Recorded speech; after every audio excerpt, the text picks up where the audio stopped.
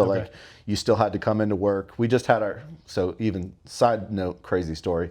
Our very first kid was born April 4th of 2020, which was the very week that Florida shut down for the first time. Shut down April 1st. We walked into a hospital, had a baby April 4th. That must have been. Yeah. Well, and, I'm not the only person on the planet that went through some crazy, but we were one of the first people to go through some crazy, which was pretty wild. And it's first kid too, so it's like, not only is this happening, but it's the very first time you're having a child, which is already a pretty wild one. For sure.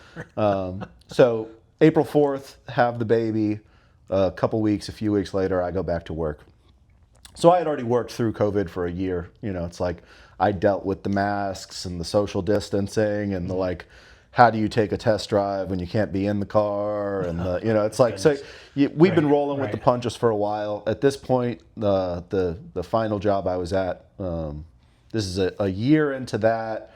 Everybody's already over it. The people that are going to get vaccinated got vaccinated. The people that didn't care, didn't care. Yeah. Even people that did care weren't really all that serious about it. But this is also when the Biden administration started doing everyone in the military is going to get their vaccinations. And it became this really popular, like, everyone's going to get vaccinated mandate. And I wasn't about it. It was just a thing that I wasn't all that interested in. I had COVID multiple times. Same.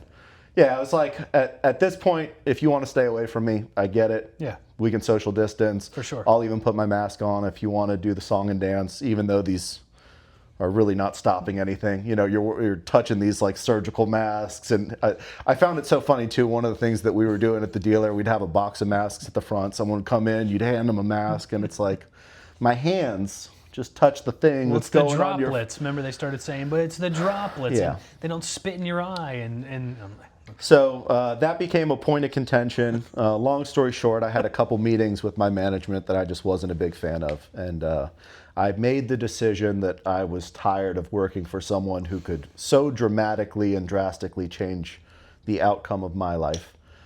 Came out of a meeting that I didn't like and opened up my laptop, and I decided I had quit. I just hadn't turned in my papers yet. Done it, So I went back to my office, opened up my laptop, and it wasn't immediately. It was a day or two later, just flipping through YouTube. I had came across a guy named Jesse Mims. He did dump trailer rentals. He's up in Georgia. And just like the most non-guru, very simple Southern man, just renting out his dump trailer. Seemed like such a peaceful existence. I'm like, well, I've done this junk removal thing. I've done sales. I feel like I can probably sell the job. I know where to take the stuff. Once you know sales and you know how to talk to people, and you can pretty much 1,000% sell anything at that point. All of life is sales. Yes. It's just what direction are you taking that skill set? Even when there's no transaction being made, everything is sales. You sell the people that work for you. Is that going on? Okay. You sell the people that are working for you.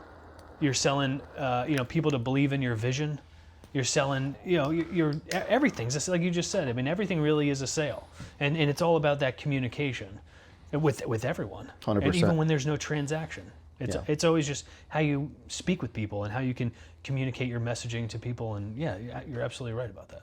So I had come across his channel. It was like that, the Pulp Fiction, open up the briefcase, gold and lights had popped up. And it was like, this was a very defining moment of, I know I can do this. I needed a thing. This is the direction I'm going to go. So I had a paid off, really nice TRD Pro Tacoma at the time.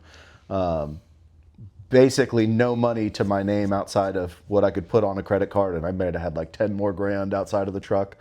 Because I'm in this position at the dealership, it did work out really well. They let me rob the dealer on the value of a Ram 2500. So this is like COVID pricing is in full effect for my trade-in. Yes, that's right. Yeah, my TRD Pro Tacoma I bought for 41 or 42 in 2017. And then 4 years later, with almost 40,000 miles, I got almost dollar for dollar what I paid for it. And we had like a late year model 2500 tradesman, just bare bones, that I could take like 10 grand off the brand new truck price.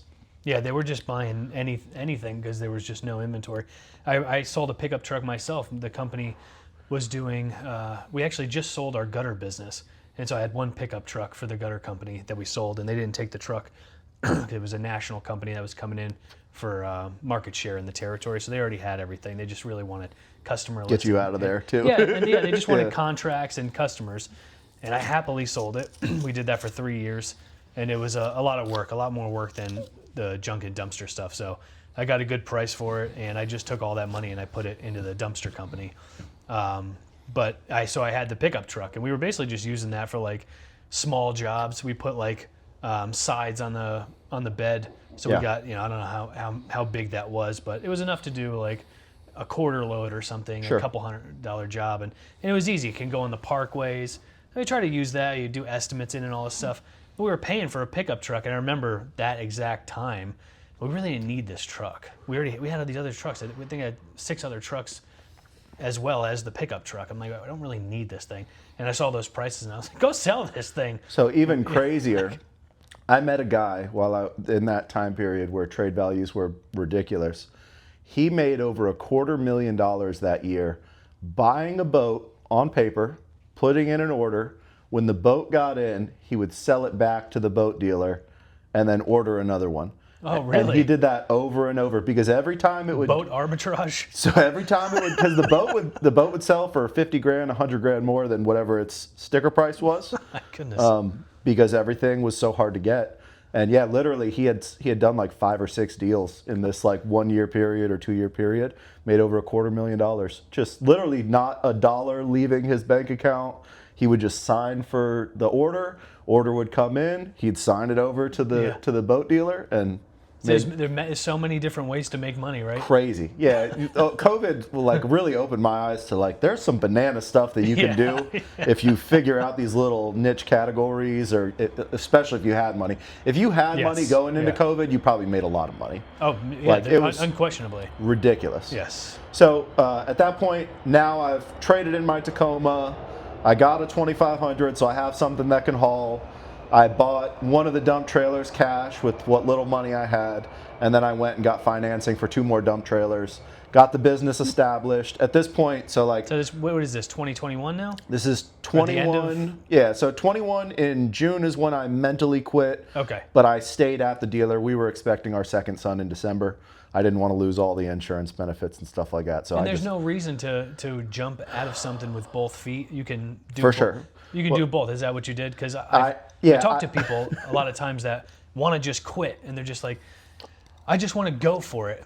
And I go over, I'm like, I don't think that's a good situation based on like how much money you have saved up. Like if Yes. like, I would agree with that wholeheartedly. The one thing I will say, I did quit. I just didn't leave the building yet. So it was like, I went from being I'll sell you 20 cars a month and make good money to like, Oh, okay. I see. probably sold 20 cars the last 6 months in total that I was at that dealer. And it was like begrudgingly, if someone walked up and was like, please show me this car, I'd be like, all right.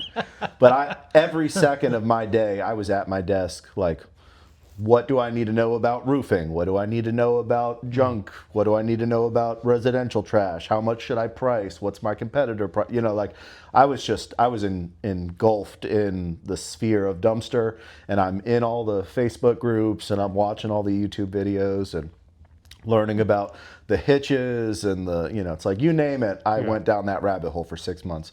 And yes, it would be like there's 1,000 smarter ways to start a business, but there is no better way to start a business than with like fire and passion, which is what I really had at that point. Yeah. So yeah, I went into December. We had our second kid, and then from there is when I finally took the leap of faith, which from like a milestone perspective also worked out really well because I officially left the dealer a few months before I turned 30, and 30 just felt like a good year where it was like, after the age of 29, I'm never going to work for someone ever again. This is going to be me, and I might not make any money, but I am going to figure it out. And might not be this year, might not be the next year, but one of these days, all the pieces are going to line up. We're going to make it happen. So that's cool. Yeah, formally started the business in August of 21. Did the first year and change with just the 3 dump trailers, which for all of you out there that are thinking of starting with 3 dumpsters or 3 dump trailers, you can survive, but you're not going to be eating steak and lobster. It's like, you might be able to pay the bills, and hopefully you have a spouse or something that also has a job, because it's a really hard way to make a living with the Is it dumpster. because of the limited turnover on each that's dumpster? With dumpsters, it's all about turns, and when you only have 3, like, you're in this realm of either I have to sell this thing every single day, which is unrealistic in the sphere of dumpsters. Some people If want it. someone wants to rent a dumpster, they typically want it for at least a few days. Yeah,